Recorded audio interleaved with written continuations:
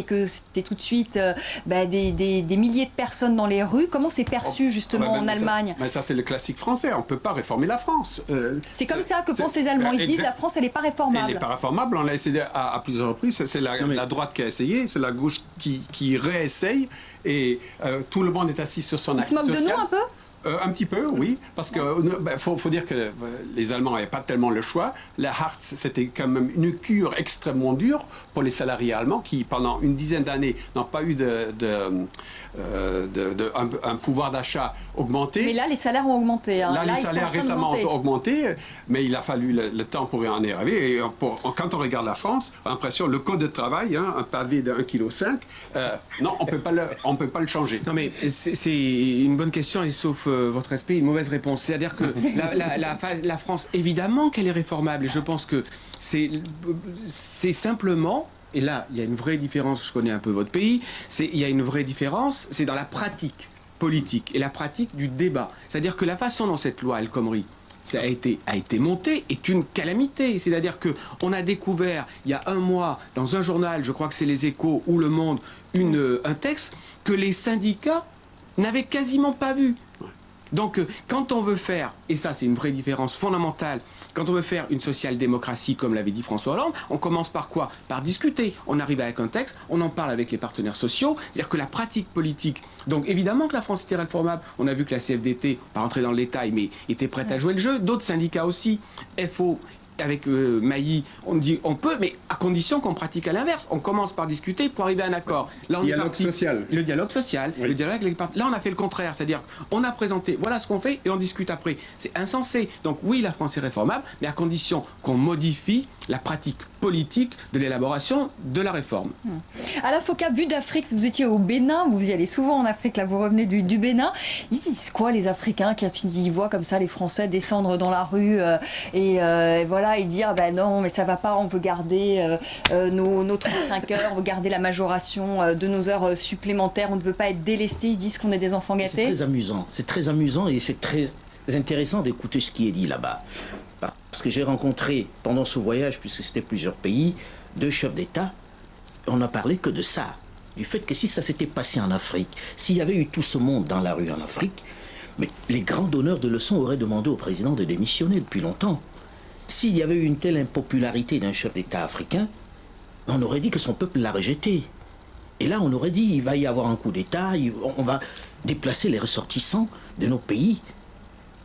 C'est un chef d'État qui me le dit, en disant « J'espère qu'ils sont en train de se rendre compte combien ça peut être difficile en période de crise de gérer un certain nombre de personnes, parce que là, on a des enfants gâtés. » C'est un démocrate qui vous a dit ça ou pas un démocrate?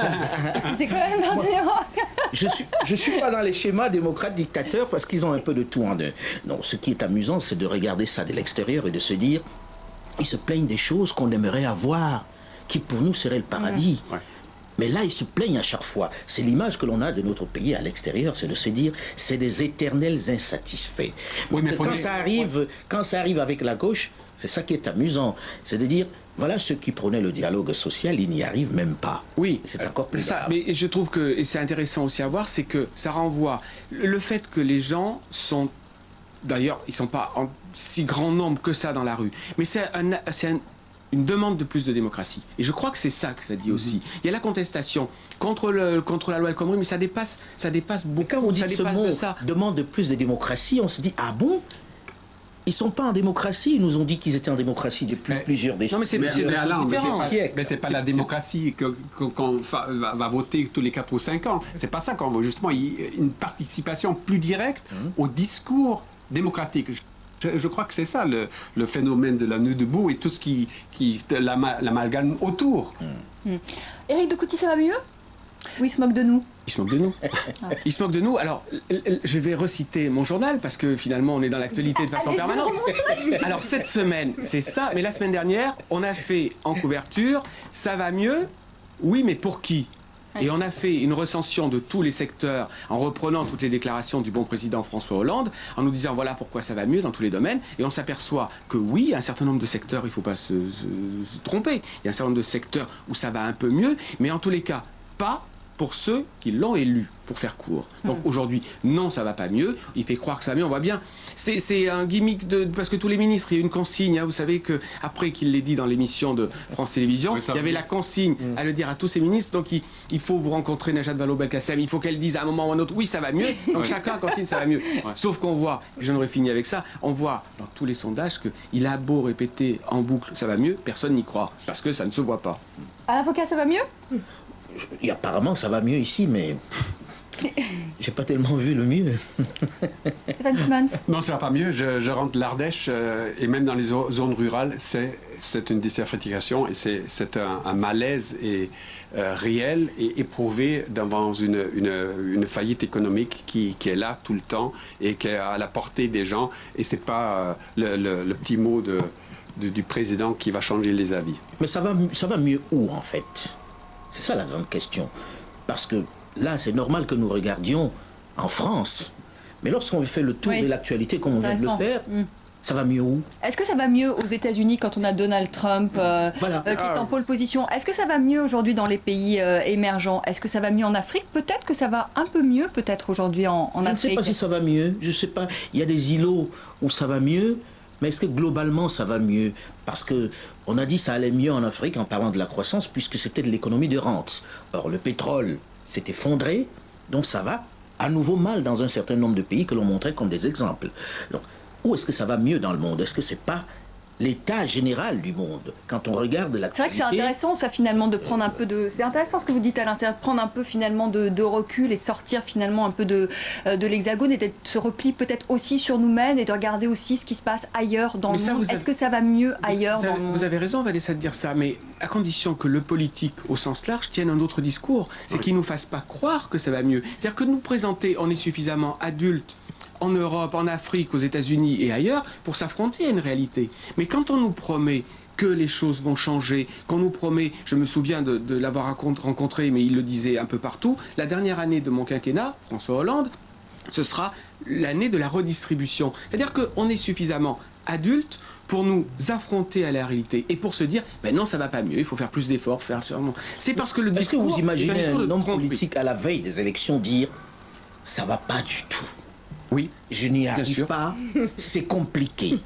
Alors que ceux d'en face disent, mais oui, nous avons la solution. Oui, nous allons tout changer. Je pense qu'on est dans un discours qui est tout à fait logique, la veille des élections. Non, mais qu'il va falloir... Je suis pas d'accord. Mais Alain, c'est ce qui va persister, c'est le gouffre entre la propagande, les gros mots, et la réalité. Et c'est ça qui va être à la demise de Hollande. Laure, un grand dessin choc de notre ami Jouk Bertrams pour De Groen Amsterdammer. Est-ce que ça va mieux? Eh bien, voilà, épée de Damoclès. On voit cette épée qui n'est plus au-dessus de la tête de Hollande, mais carrément dans son gosier. Ça fait mal rien qu'à le voir. Ça va mieux, ça va mieux, ça va mieux. Mais voilà, on a ce dessin de Delestre où on voit donc effectivement Hollande qui clame son optimisme, tandis que la police est en piteux état. Un autre dessin, un autre regard de Chimulus, dessinateur donc français. Macron, premier casseur de France, avec voilà cette voiture en feu de travailleurs. C'est une autre interprétation de la reine. Merci à tous les quatre. J'ai vraiment, c'est pas bien ce que j'ai fait. Inès Olagaray, un buzz sur les médias. On a pris beaucoup de retard, mais allez, il lui reste encore 2-3 minutes.